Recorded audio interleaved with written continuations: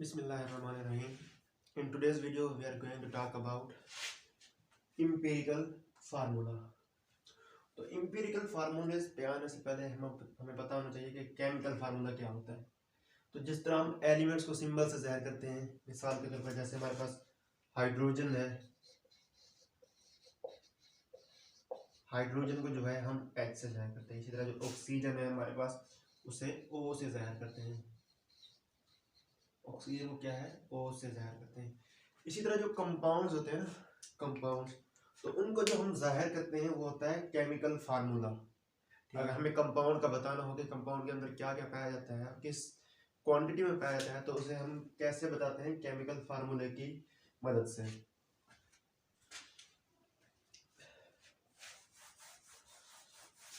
अब जो हमारे पास केमिकल फार्मूला है ना, केमिकल फार्मूला ये दो तरह के होते हैं.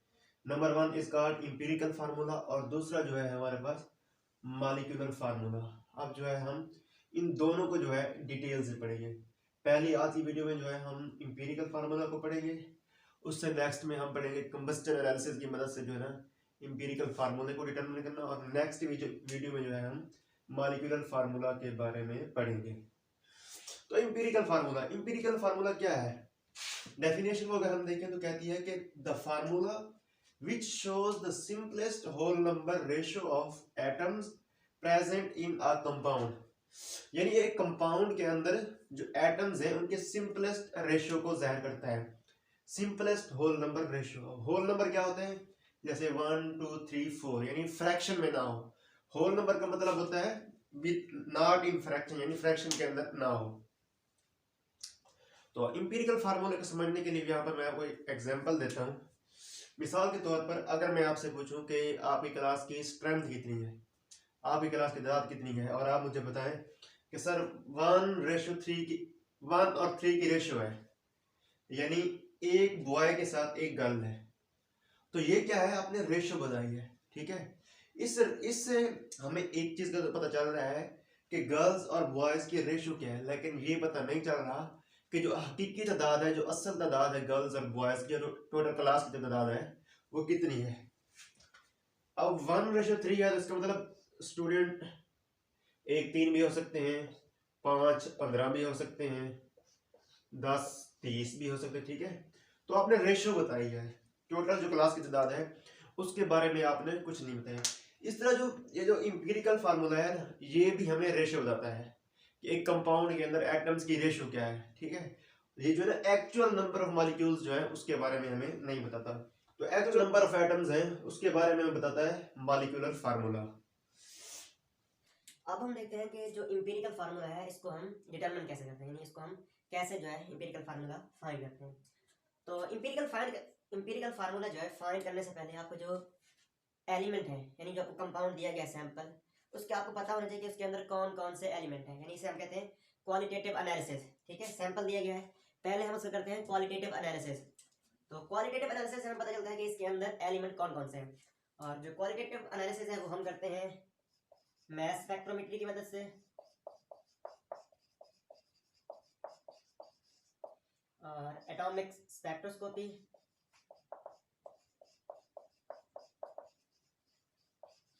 और एक और जो मेथड है वो है लसाइन टेस्ट या सोडियम फ्यूजन टेस्ट. ये जो है केमिकल मेथड है.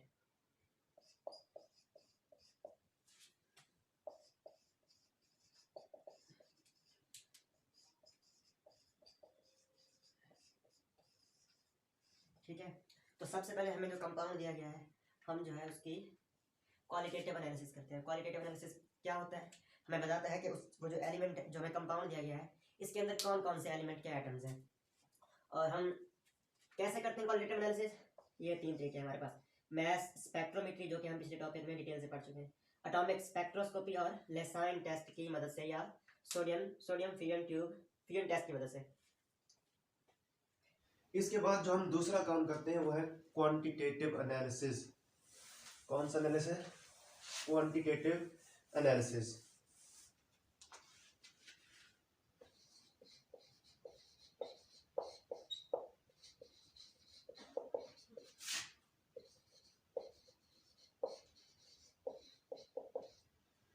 Quantitative analysis. तो जैसा कि नाम से ही जाहिर है, ये क्या करते हैं, हमें क्वांटिटी बताता है। क्या बताता है? Quantity of each element. Her element की जो मिकदार है वो हमें बता देता है।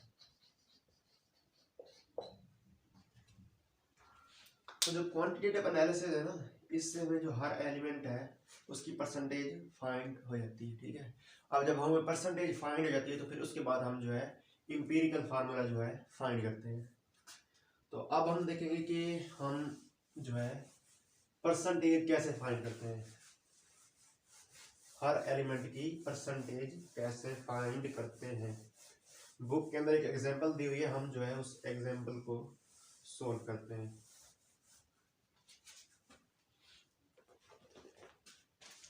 एग्जांपल कहती है 8.657 gram of a compound were decomposed into its elements. तो कंपाउंड का मास कितना है?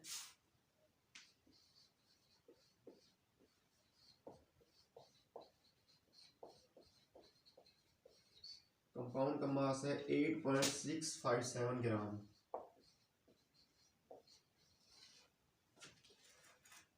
into its elements and gave 5.217 gram of carbon.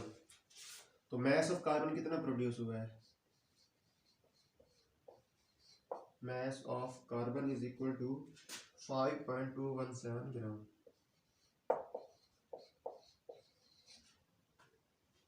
Zero 0.962 gram of hydrogen,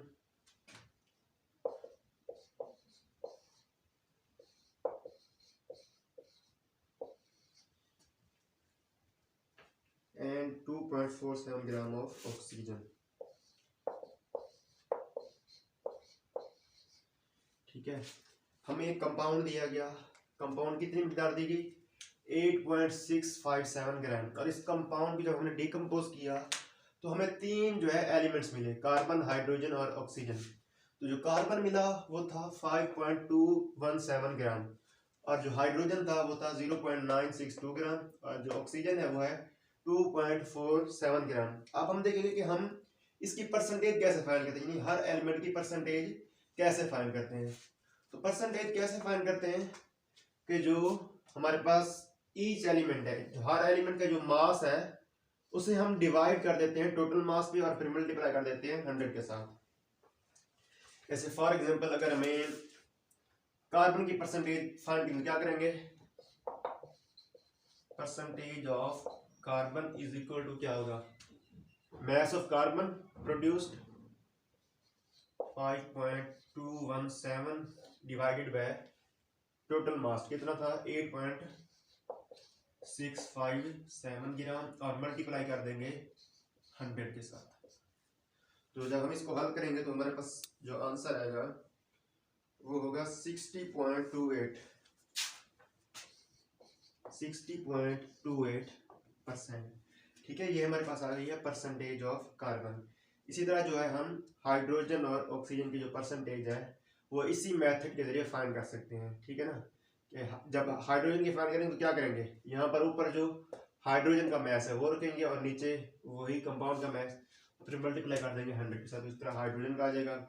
इसी तरह अगर हमें ऑक्सीजन की फाइंड करनी हो तो यहाँ पर जो है 5.217 की जगह पे सिर्फ हम 2.47 ग्राम पुट करेंगे तो हमारे पास जो है ऑक्सीजन की जो है परसेंटेज आ जाएगी।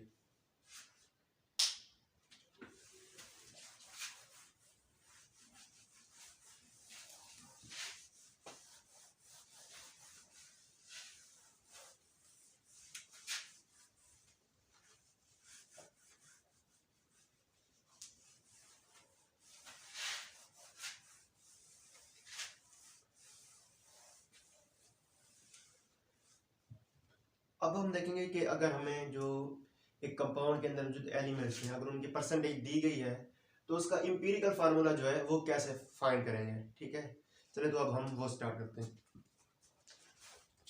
अब जो है हम इस एग्जांपल की मदद से जो है ना इंपीरियल फार्मूला मालूम करना सीखते हैं। एग्जांपल क्या है?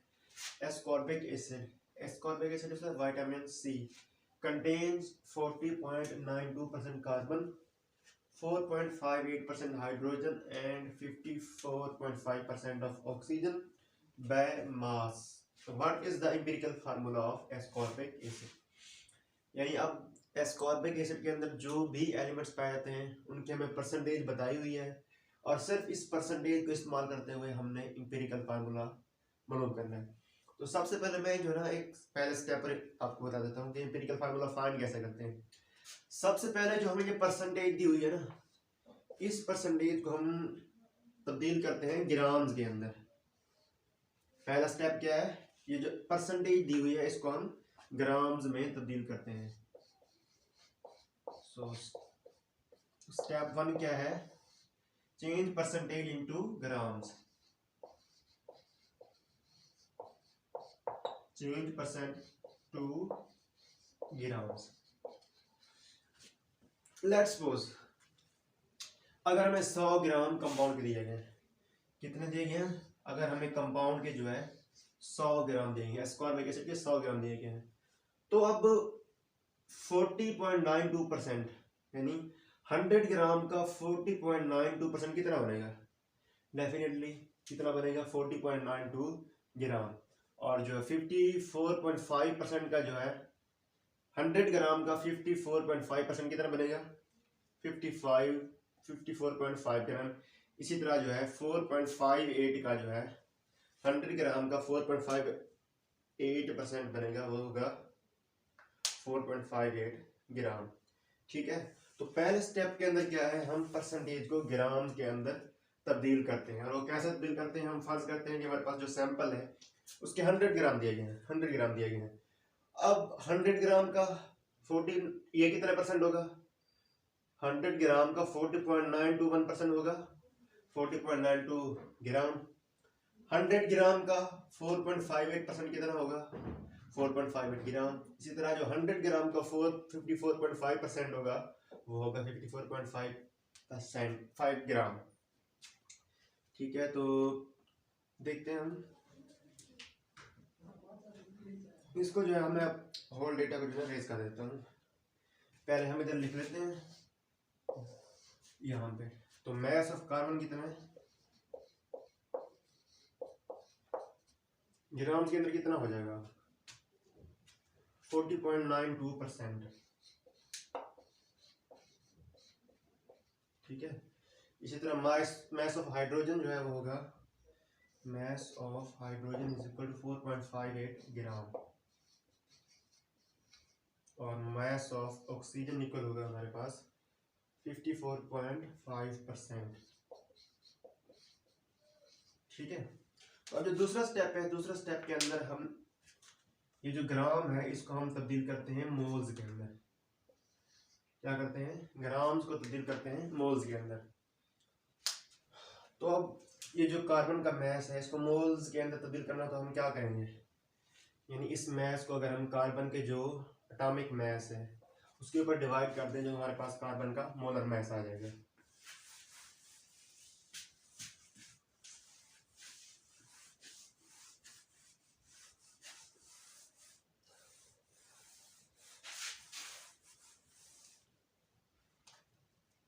Moles of carbon is equal to mass of carbon कितना है 40.92 ग्राम डिवाइडेड बाय इसका एटॉमिक मास कितना होता है कार्बन का 12, तो ये हमारे पास आ जाएगा 3.41 ग्राम एटम या मोल्स, 41 मोल्स। इसी तरह अगर हम मोल कितने हाइड्रोजन के फाइंड करें तो कैसे होगा, moles of hydrogen is equal to mass of hydrogen 4.58 gram divided by hydrogen का जो है एटॉमिक मास वो कितना होता है ऑलमोस्ट 1, वैसे होता तो 1.008 है, लेकिन हम इसको जो ना 1 लिखते हैं अपनी आसानी के लिए। ठीक है,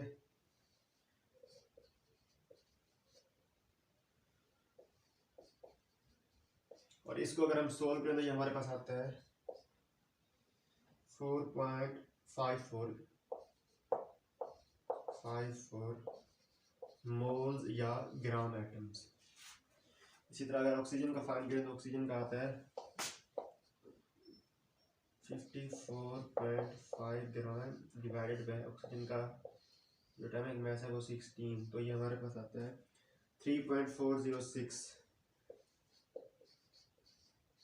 ठीक है, अब हमारे पास कितने स्टेप हो चुके हैं? 2। पहले स्टेप के अंदर हमने परसेंटेज को जो है ग्राम्स के अंदर तब्दील किया, और दूसरे स्टेप के अंदर जो हमारे पास ग्राम्स थे उसको हमने मोल्स के अंदर तब्दील किया है। तो अब जो हमारे पास आगे तीसरा स्टेप है उसके अंदर हम क्या है, हर नंबर ऑफ मोल्स को जो है हम स्मॉलेस्ट नंबर ऑफ मोल से डिवाइड करते हैं। मिसाल के तौर पर ये हमारे पास है मोल्स 3.41, 4.54 एंड 3.406। इसके अंदर देखें तो हमारे पास स्मॉलेस्ट मोल कौन सा है? डेफिनेटली 3.406। तो अब क्या है, हम इन सब को जो है 3.406 पे डिवाइड कर देते हैं।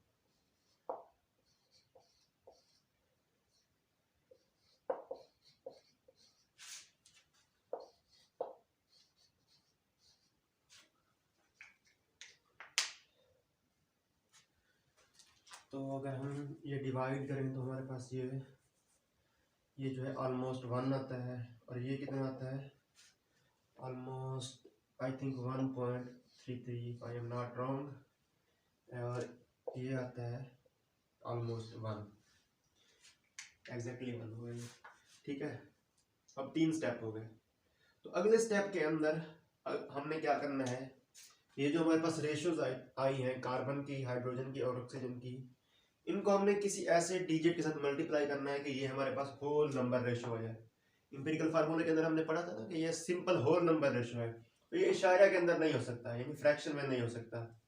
तो अब हम किसके साथ मल्टीप्लाई करें? इन सब को किसके साथ मल्टीप्लाई करें कि ये हमारे पास होल नंबर रेशियो है? अगर हम 3 के साथ मल्टीप्लाई करें तो ये क्या हो जाएगा? ये 3 हो जाएगा, और ये कितना हो जाएगा? 3। ये हमारे पास हो जाएगा 4, और ये हमारे पास हो जाएगा 3। So this is our empirical formula. तो इंपीरिकल फार्मूला क्या है? रेशियो शो करते हैं CH और ऑक्सीजन। तो यहाँ पर हमारे पास रेशियो क्या आई है? 3, 4 एंड 3।